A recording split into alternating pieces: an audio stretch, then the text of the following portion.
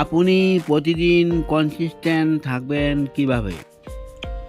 যদি আমার অনুমান সঠিক হয় তবে আপনি কিছু করার বা নতুন অভ্যাস তৈরি করার চেষ্টা করছেন কিন্তু ব্যর্থ হয়েছেন।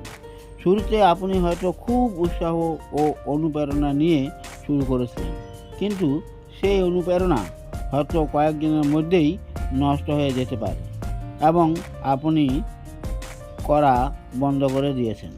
এটি আমাদের বেশিরভাগের সাথেই ঘটে।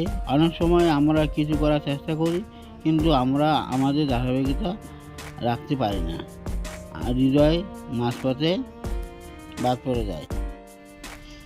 এর কারণ হলো, শুরুতে আমাদের শারীরিক এবং মানসিক পেশিগুলি মাত্র কয়েক মিনিট চালানোর জন্য যথেষ্ট শক্তিশালী নয়।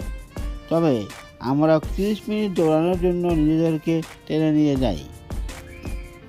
এটি আমাদের পেশিগুলিতে ক্ষয়ক্ষতির দিকে নিয়ে যায় এবং মনে হয় জগিং একটি খারাপ কঠিন ধারণা যা আমরা করতে পারি না, আর তাই আমাদের ধারাবাহিকতা অভাব।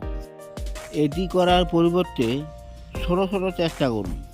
শুরুতে শুধু আপনার ঘর থেকে বের হয়ে কিছু প্রসারিত করুন, তারপর কয়েক দিন পর 2 থেকে 3 মিনিট জগ করার চেষ্টা করুন এবং ধীরে ধীরে বাড়ান। ঠিক আছে, এটি আপনাকে তাৎক্ষণিক ফলাফল দেবে না, তবে এটি অভ্যাস গঠনে সহায়তা করবে। এটি আপনার পেশিগুলিকে বেশি পরিশ্রম ছাড়াই আরও বেশি করে শক্তিশালী করার জন্য সময় দেবে।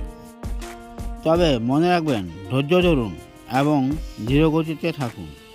এটি একটি খুব নির্ভরযোগ্য কৌশল এবং এটি করা খুব সহজ, কিন্তু সময় লাগে এবং আপনি তাৎক্ষণিক ফলাফল দেখতে পাবেন না। ভিডিওটি ভালো লাগলে লাইক, শেয়ার, কমেন্ট এবং চ্যানেলে যারা প্রথম এসেছেন অবশ্যই সাবস্ক্রাইব করুন।